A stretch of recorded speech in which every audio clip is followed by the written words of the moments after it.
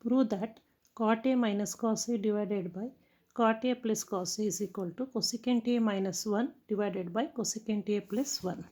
So take the LHS. Here cot A, that is equal to cos A divided by sin A. Cos A divided by sin A minus cos A, right as it is, divided by, again cot A means that is cos A divided by sin A plus cos A. Here cos A is the common thing to take outside. You are left with a 1 by sin A. Here minus 1. Again divided by cos A common thing.